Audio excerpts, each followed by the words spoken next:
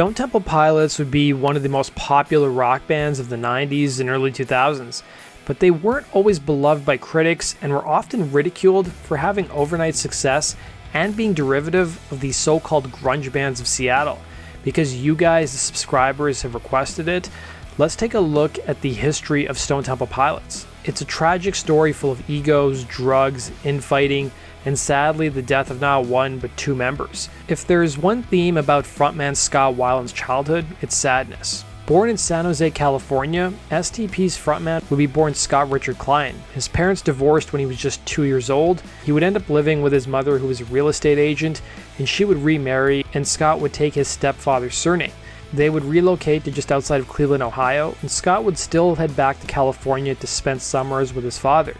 His father would introduce him to country music and even taught him how to yodel.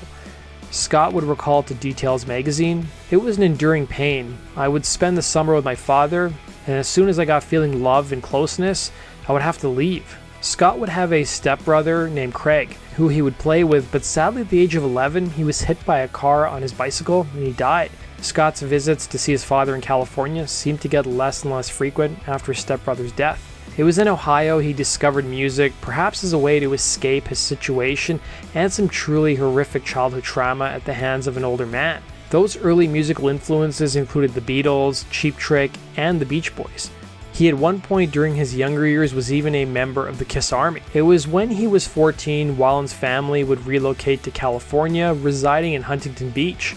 Weiland would recall in various interviews how Huntington Beach was fairly conservative and very jock-oriented. While Scott would wrestle and play football, he still felt like he didn't fit in, and he soon gravitated more towards musicians and got into punk rock music, taking a liking to groups like Sex Pistols and Black Flag. Weiland would add he was pretty apathetic as a kid and lonely, and to escape his feelings, he soon turned to marijuana and harder drugs. By the age of 16, he was actually pulled out of school on a stretcher and sent to a mental institution for 3 months by his parents. Once he returned to school, he was considered damaged goods, and the only person in school who actually stuck up for Scott was a friend of his named Corey Hickok, who also played guitar. Scott would end up dropping out of college, much to the dismay of his parents. Meanwhile, across the country in Point Pleasant, New Jersey, was the home of the DeLeo brothers, who would grow up on groups like Led Zeppelin, Black Sabbath, and Cheap Trick. Brothers Dean and Robert would play in a band together that did mostly cover tunes called Tyrus. Initially, the DeLeo brothers didn't really give a lot of consideration to actually becoming professional musicians. Both brothers, Robert and Dean, would end up moving out west to California, but they would do it at separate times. Robert headed to LA in 1984 following high school, but he wasn't really sure of what he wanted to do. He gave some contemplation to actually going to art school or hang out on the beach all day. With only $1,200 in his pocket, his first few days in California were pretty rough as he was sleeping in his car. But at the age of 21, he received an inheritance of $15,000 from his father, who died when he was only a child. He soon got an apartment in Long Beach and built an in-home recording studio. It was pretty normal for Robert to stay in his pajamas all day, hang around his apartment, and just record on his 8-track recorder.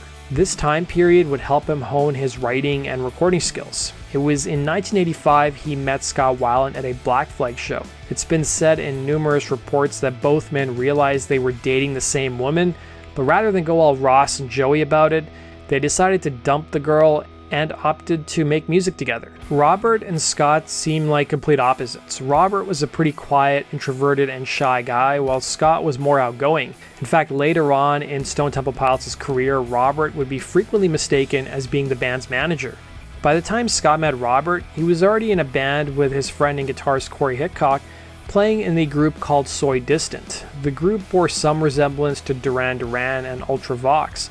After meeting Robert, the trio formed a new band called Swing and added drummer Eric Kretz. Kretz would tell Laddersound what this band's sound was like, saying, "We were into the more funky James Brown meets rock type of thing. The stuff Robert and I were really trying to do was in that Zeppelin, James Brown, Grand Funk Railroad vein, with funky backbeats under the rock music. The songs were a lot more silly." Kretz would be spotted by Robert and Scott at a gig, and they were so impressed with the power with which he played his drums, they decided that they needed to have him in their band. Scott's friend Corey seemed like the odd man out, as the other three musicians weren't happy with the direction the band was going, and Robert soon suggested they bring in his brother Dean. Dean, much like Robert, was a wandering soul, having spent some time in Europe skiing in the Alps. He would end up heading out west to California after his brother-in-law offered him a job in San Diego to manage a wholesale construction company. Dean would end up coming down to Los Angeles and record a few demos with Swing. The demos that he worked on with the band turned out so well, he soon joined the group. It was now 1989, but he still opted to live in San Diego. He would tell an interviewer, "I was a master at holding the phone between my knees and playing a guitar into it." Dean, wanting a fresh new start, advised the group to come up with a brand new name, which they did in Mighty Joe Young. They would take their name from a mid-century film. With the addition of Dean, the band's sound soon shifted to more hard rock, and gone were those silly lyrics that Scott was coming up with. In fact, Scott soon developed a type of tortured artist persona, with Kretz recalling to Louder Sound, "I saw him delving a lot more into the arts, poetry, strange novels, watching really avant-garde movies. You gotta develop this tortured artist intellect, and you have to be able to express it in your own form," and that's what he did. Like any struggling musicians, the members soon got day jobs. Scott at one point worked for a local newspaper as a paste-up guy, literally cutting stories and photos along with ads and creating the layouts for the next day's issue. And at one point he also worked as a chauffeur for a modeling agency. Working across the street from Scott in a guitar shop was Robert. It was here he came face to face with the musicians who were dominating the glam metal scene in Los Angeles, with Robert recalling to Louder Sound, "Working at the guitar shop and seeing some of those hairband guys come in was an education. Every one of those could play really great, but it was a blueprint of how not to treat people." Robert, however, would get the last laugh because as he was working at the guitar shop, something exciting was happening in the local music scene. You had these up-and-coming bands like Jane's Addiction and the Chili Peppers changing things, and soon enough the hair bands of the Sunset Strip were about to become dinosaurs in just a few short years. Mighty Joe Young would end up playing their first gig in August of 1990 at the Whiskey A Go-Go, opening for Henry Rollins. They soon started gigging at other clubs around the city, including Club Lingerie and the Coconut Teaser. But the band soon ran into trouble as some venues required bands to pay to play. Add to that the members also had a strong distaste for the LA music scene and just the mood in general, and they soon started gigging in San Diego. Weiland would tell Rip Magazine, "An hour and a half away is a whole nother city with a whole different scene that hasn't been pillaged by the Hollywood music industry. It's a fresh new thing. We'd go play a show and there'd be people there to see us play, not because we'd hung out on Melrose and passed out flyers, but just because there's this band, they're supposed to be really good, let's go see them." It was in San Diego that the band developed a sizable following. The news of the band's success soon spread back to Los Angeles, with booking agent Don Muller seeing the band play at the LA dive venue Club with No Name. He would tip off Atlantic Records A&R man Tom Carolyn, who saw the band perform at the Hollywood club Shamrocks. They would soon be offered a major recording contract. However, the members of Mighty Joe Young were a little scared of signing with a major label, with Robert recalling to Rolling Stone, "I think any band that gets looked at by a label is worried. We were all concerned about getting on a major label and getting lost in the sauce. I mean, there's two kinds of contracts. There's one with Vaseline and there's one with coffee grounds. You get either way." I want to point out that this statement that Robert made about Vaseline would stick with frontman Scott Weiland when it came time to record the group's second record. Mighty Joe Young's nervousness, however, was soon put to rest when they met with Carolyn, who had a background in alternative and college rock. Making the decision to sign with Atlantic was made easier when they actually met with Danny Goldberg, who up until this time was actually managing Beastie Boys, Nirvana, and Sonic Youth. He had just joined Atlantic Records as their senior vice president at the time. Atlantic surrendered full creative control to Mighty Joe Young, something which was not very common at the time. Mighty Joe Young would sign with Atlantic Records on, I'm not kidding you guys, April Fool's Day 1992. The members would admit going to their employers at the time and telling them they were quitting because they got a recording contract. Of course, their employers all laughed at them, but it would be the band members who got the last laugh. It would be in the spring of 1992 that the members of Mighty Joe Young would retreat to the San Fernando Valley to work with producer Brendan O'Brien. He'd already amassed a pretty impressive resume at the time, working with Red Hot Chili Peppers, the Black Crowes, and Pearl Jam. Drummer Eric Kretz would recall the energy that the band brought to the recording of their debut record, telling Songfacts. There was enthusiasm and excitement, and everyone was in the room and participating creatively, artistically. It's the most fun time to be in a band when everyone has the same ideas and everyone has the same goals. The group's debut record, Core, would be recorded in just 3 weeks. Once the band was about to submit the album to their label, they soon hit a snag. They would discover that an old Chicago blues musician already had the name Mighty Joe Young and was about to make a return and get back out on the road. The musician had been putting out albums since the 70s on a local label and went on hiatus for a period of time and decided to finally come back. So the band had to come up with a new name. It would be a car lubricant called STP oil treatment that inspired Mighty Joe Young's new name. Weiland had a fascination with it since he was a kid, and Scott suggested to the band members they come up with a new name using the letters STP. One early name that the band used was Shirley Temple's Privates. They had a more lewd term for the letter P than what I'm actually saying, but I'll leave it to your guys' imagination. They eventually went with Stone Temple Pilots. Core would be released in September of 1992 during the peak of the grunge movement. The album's first single, Sex Type Thing, was a massive hit on MTV. It was soon sandwiched between acts like Alice in Chains and Pearl Jam, as well as Nirvana on the network. The song, while embraced by MTV, got a good amount of attention on alternative rock radio, peaking at number 23, but modern rock radio didn't really embrace it. Dean would admit that the riff for Sex Type Thing was inspired by the Led Zeppelin tune In the Light, and the song would garner a lot of controversy. While the band were adamant in the press that they were pro-woman, the media took one look at the lyrics and made up their own minds. If you've read any of the press interviews that the band gave during the promotion for Core, the song Sex Type Thing is brought up again and again. For Scott, the irony of the song seemed to be lost on everyone, and here's him on MTV Headbangers Ball describing what the song's lyrics were actually about. The lyrics to the song were actually written about the sexual persecution of women, which is something that we feel very important about. But rather than just come out and make some kind of typical political statement about this is what I believe or that's what I believe, I just put myself into the mindset of the total macho American male attitude about women and their sexuality. So you're speaking as a person that is unlike yourself. You're not, when you're singing that song, you're not speaking of your own personal experiences, you're speaking about another character. Yeah, exactly. It would be the album's second single, Plush, that catapulted Stone Temple Pilots into the stratosphere. The single topped the mainstream rock chart and also appeared on the pop charts, peaking at number 18. The song will be written by Robert DeLeo in 1989, with him telling Rolling Stone, and when I played it for Scott, he didn't like it. He said, "It sounds too much like Boston." Plush's lyrics were loosely inspired by a story the members read about a young woman from San Diego who had went missing and was later discovered to have been murdered. Scott would also reveal during the band's VH1 Storyteller show that the song's lyrics dealt with an obsessive relationship. One of my personal favorite songs off of Core would be the third single, Wicked Garden. It would end up peaking at number 11 on the mainstream rock chart.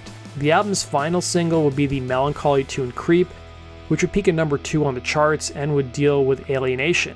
There were even a few songs, including Dead and Bloated and Cracker Man, that were released as promotional singles, but they never charted. However, I still hear them on rock radio where I live every now and then.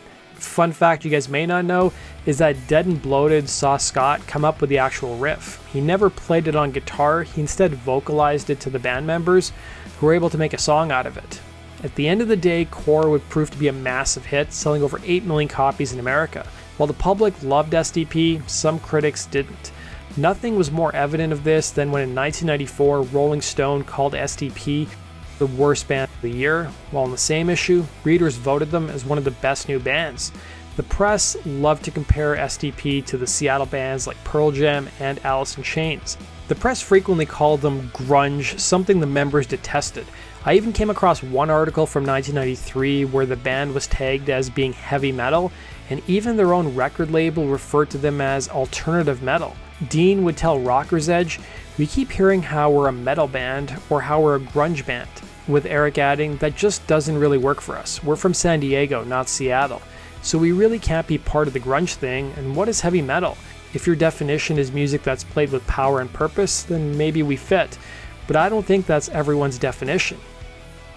Scott Weiland, meanwhile, would laugh at the groups from Seattle who seemed indifferent or jaded with fame, telling Spin magazine that the members of STP felt super fortunate for their success.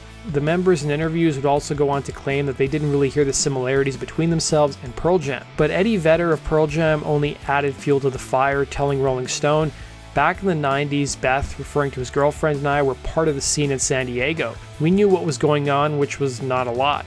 Those guys are supposedly from there. I've never heard of them. Another criticism that was levied against SDP was that they hadn't paid their dues, that they were an overnight success. In reality, Scott and the DeLeo brothers had been in bands since the age of 15. SDP also shared a contentious relationship with some of the bigger rock magazines, more notably Rolling Stone and Spin, who the members claimed they were often misquoted by.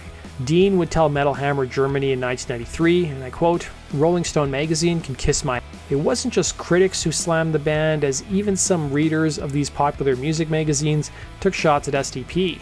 When Spin magazine wrote a cover story on STP, some of the readers would levy some harsh criticism against the band. One reader would respond, and I quote, "If polka became popular, then STP would pick up accordions." Another reader claimed to have gone to school with Scott, where he supposedly acted like a punk-hating, beer-drinking, girl-chasing Duran Duran fan, something he denied, of course. Band's tour to support Core would be the first major tour of their career. Part of the tour saw the band open up for Megadeth, and the crowds initially weren't very receptive to the band's set. Megadeth leader Dave Mustaine was blown away by Core and soon asked the band's manager to book SDP for their 1992 Countdown to Extinction tour.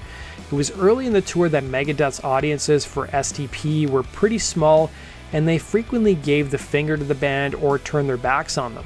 But it would be Dave Mustaine who helped the band hone their live shows, giving them advice on which order to play songs, and even showed up on stage several times during STP set to scold the audience. It was while the band was on the road with Megadeth that the song Plush took off, and soon enough the band noticed that their audiences were getting bigger and bigger as the tour went on. It was at the end of the Megadeth tour that Dave Mustaine gave Scott Weiland some advice that sadly fell on deaf ears. He would tell the frontman to stay away from heroin. SDP soon got an offer to open for Aerosmith that summer on their mega-sized Get a Grip tour, but the band, to many people's surprise, turned down the offer. While the members themselves were big Aerosmith fans, they wanted to achieve success on their own terms. Also contributing to their decision was that they wanted to play more intimate venues and keep ticket prices low for their fans. Instead, the band would end up touring as part of the Barbecue Mitzvah tour, which was a smaller sized knockoff of Lollapalooza that featured groups like Butthole Surfers and Flaming Lips. The future of SDP, however, would change in June of 1993. The tour had a stopover in New York City, and for that night's set, the band decided to dress up as Kiss before hitting the stage. Scott would use heroin for the first time, and would be a decision that haunted the band for the next 2 decades. In 1998, Scott would appear on The Howard Stern Show and cited Gibby Haynes of Butthole Surfers as introducing him to the drug. Drummer Eric Kretz would recall the latter sound. "Before that, we were all heavy drinkers. I'd watch him drink until he passed out," referring to Scott. He didn't do it all the time, but it happened. But that tour changed things. He learned some bad habits, and unfortunately, they stayed with him. There was also some bad blood between Butthole Surfers and SDP, as you can see here. One time the Butthole Surfers were on the Headbangers Ball, and we were introducing Stone Temple Pilots video, and Gibby says, Wow, Stone Temple Pilots. Who does that band remind you of? "Who doesn't it remind you of?" Oh, they were not happy with that. And Weiland just caused a huge stink. I guess Stone Temple Pilots were really sensitive to a lot of criticism at that time. Weiland wouldn't do our show, wouldn't do a whole bunch of other stuff. We were supposed to do a 4th of July shoot with them in LA, and that got squashed. The big stuff that he was supposed to do for MTV, he canceled because of what I said. My producer called me, and Nancy's like, "Look, everybody's pissed off at you. You know, you've got to apologize to Weiland for saying that." So I ended up calling up Dean from Stone Temple Pilots and talking to him about it, and they put me in touch with Weiland. He called and apologized, and I'm sure that was, really awkward for him. And I basically kissed his ass. And they came back. And for the record, I think the new Stone Temple Pilots doesn't sound like anybody, and it's good. By the summer of 1993, Stone Temple Pilots were one of the hottest bands in America. His Core was sitting at number 3 on the charts. They had a lot to celebrate, but the band members' interpersonal relationship would reach its low point. Unbeknownst to the press at the time was Weiland's drug issues that caused friction between him and his bandmates. Despite the band's internal turmoil, they still managed to begin work on the music that would find its way onto their long-awaited follow-up record. In 1993, the band would debut the bluesy number Big Empty on MTV, and they also contributed the song to the soundtrack for the film The Crow, Originally titled Only Dying, it was later changed to Big Empty following the death of actor Brandon Lee during the filming of the movie. The song proved to be a huge hit, peaking at number 3 on the mainstream rock chart. It was the same summer that the band stopped by Prince's Paisley Park and laid down the psychedelic track Loungefly. It was by early 1994 SDP were locked away in a rehearsal space in Los Angeles to flesh out the songs for their next album. But the initial rehearsals saw the band trying to veer as far away from anything that was remotely popular in the alternative rock universe. It resulted in a lot of frustration, and the band soon decided to stop overthinking things. By the spring of '94, the band headed to Atlanta to begin recording their second record, once again with producer Brendan O'Brien. The album would be recorded and mixed very quickly within 3 weeks. It was during a previous stop in Atlanta during the Core Tour in 1992 that the band came up with arguably one of their most popular songs. I'm of course talking about the country-influenced Interstate Love song. Weiland would pen the lyrics about the lies that he was telling his then-girlfriend, who later became his wife at the time, hiding his personal troubles from her. The band also had an instrumental track that they opened up some shows with that eventually became fleshed out into a full song. The track I'm talking about is Vaseline. The song would garner much attention, mostly because of its lyrics, with the band members minus Scott claiming that it dealt with the band's treatment in the press, but Scott would claim in his biography it had more to do with his drug habit. STP would admit in interviews for Purple and years later that due to the residual effects of Scott's drug use, it created a lot of tension within the band, and at one point, STP almost scrapped the entire album Purple, and Brendan O'Brien threatened to quit the project unless the members worked out their issues, which thankfully they did. Weiland would tell Max Magazine about Purple, the negative energy that is prevalent on the album is not very obvious. I can't see myself write a song like Shiny Happy People right now by any chance. It was reported by journalist Mick Wall in a profile on the band that Scott would soon check into rehab after Purple's recording sessions were done. Like I had said before, at this point in STP's history, the media wasn't privy to Scott's substance abuse issues. The band at the time would blame their issues mostly on just being on the road for nearly a year straight and being in such close quarters. Of course, ahead of STP releasing their third record, Scott's personal problems were about to come out into the open. In the meantime, the band's second record, Purple, would be released on June 7th, 1994. The single Vaseline would drop a week before the album came out, and it topped the rock charts, only to be knocked out on the number 1 spot by the follow-up single Interstate Love Song.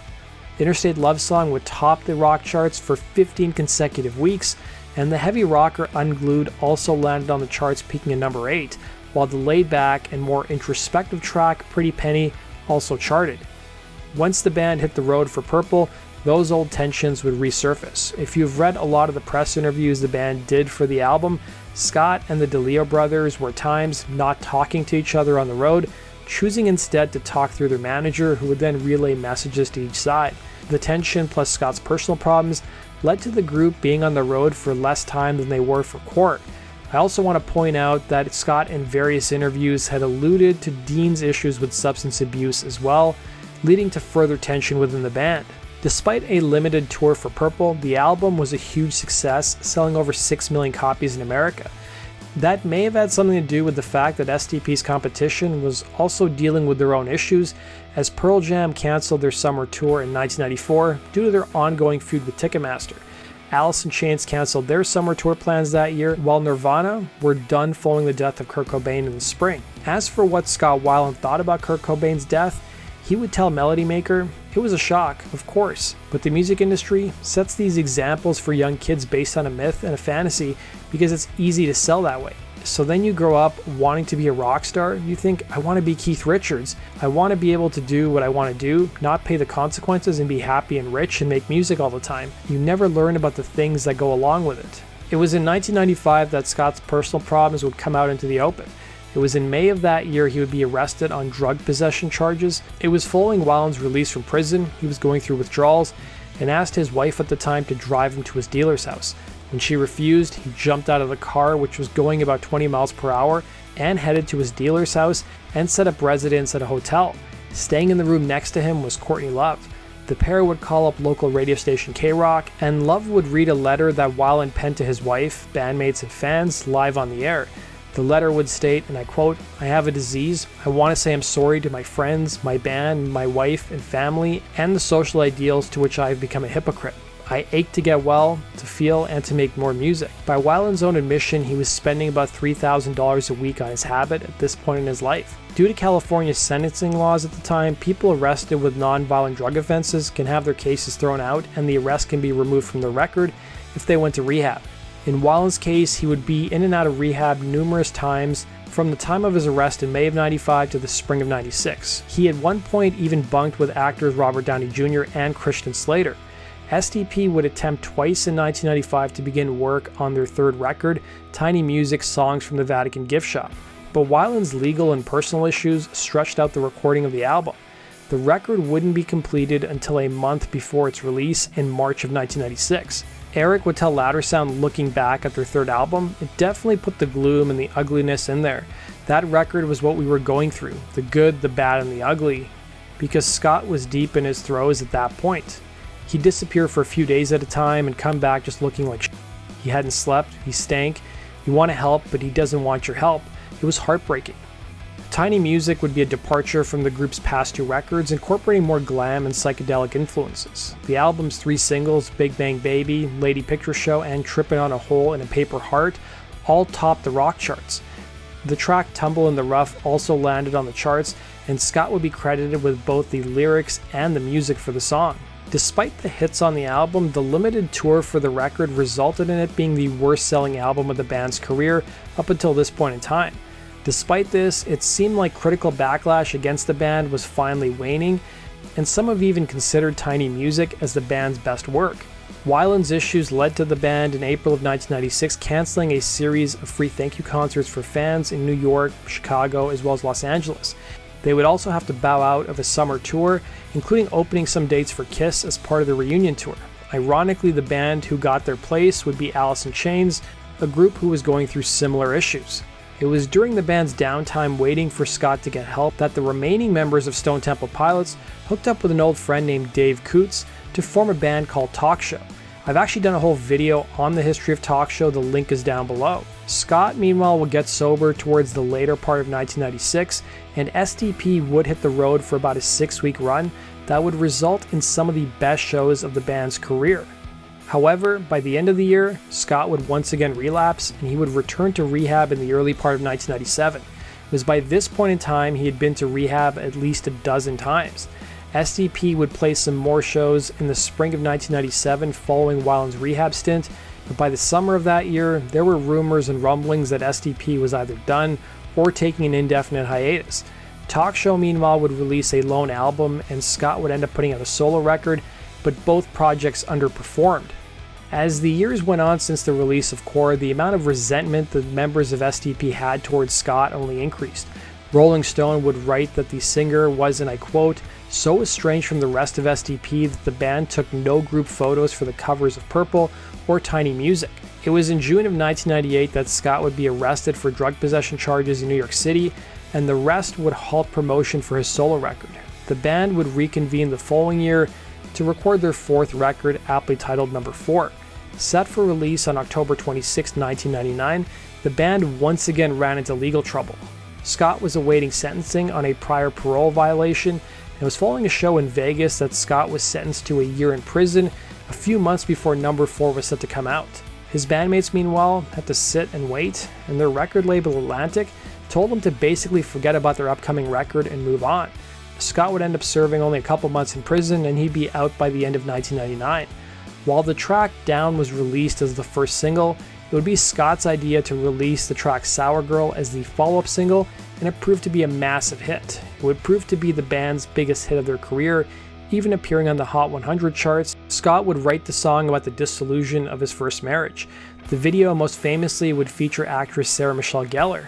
According to his bandmates, Scott at this point in time was the most sober and clear-minded he had been since the Core days. SDP would return in 2001 with what would be their final album for the time being, Shangri-La Dee-Da. The band had recorded so many songs up until this point that they were initially planning on doing a double album and releasing a documentary on the making of the record and a coffee table book, but those ideas never came to fruition. Scott's problems once again resurfaced. The band would end up breaking up in 2002, following a physical altercation on the band's last show between Dean and Scott. But the band wouldn't confirm the breakup until 2003. Dean would tell an interviewer at the time, and I quote, "When we left the last tour, we wanted to kill one another." As a parting gift to fans, the band would end up releasing a greatest hits album, appropriately titled Thank You. Scott would go on to front the supergroup Velvet Revolver in 2003 until 2008. Velvet Revolver would end up putting out 2 albums with Scott, but much like STP, they would implode in 2008 after the band fired Weiland due to his erratic behavior and his personal issues. The implosion of Velvet Revolver should have been foreshadowing for what was to happen next. Surprisingly, in 2008, it was announced that Stone Temple Pilots would be reuniting. Scott would admit to Howard Stern in 2010 that the wheels were set in motion for a reunion when he was still in Velvet Revolver, and he got a call from Dean claiming the band had been offered millions of dollars to do some shows. STP would reunite in 2008, and almost immediately there were problems. The radio show Opie and Anthony would attend 2 headline performances the group did in June of 2008, claiming that Scott showed up late to the stage. The band still managed to release what would be their final album with Weiland in 2010, their self-titled record. Robert would admit years later to Yahoo that the making of the album was quite difficult, as the members were never in the studio together and they weren't happy with the quality of Scott's vocals. STP's reunion with Weiland would last until 2013, when the band would fire him in a press statement. The news, however, wasn't a surprise to many, as Weiland's former Velvet Revolver bandmate Slash let it slip 1 year prior that Scott had already been fired from the band. It soon resulted with Scott and his former bandmates suing and countersuing each other over who could perform under the name Stone Temple Pilots, with the DeLeo brothers and Kretz being allowed to use the name. It was in 2013 STP announced that Chester Bennington of Linkin Park would be fronting the group, a dream come true for the singer who had idolized STP growing up. They would put out some new music and tour together, but in November of 2015, Chester announced he was leaving STP to focus more on Linkin Park. Sadly, a month later, Scott would be found dead on his tour bus while he was on tour with his new band, The Wildabouts. His death would be ruled an accidental overdose. Then 2 years later, Chester Bennington would take his own life. It was in 2017 the surviving members of STP would hold an online audition process and found their new frontman in Jeff Goot. Since 2017, the band has put out 2 new albums, with their most recent coming in 2020. That does it for today's video, guys. Thanks for watching, and we'll see you again on Rock and Roll True Stories. Take care.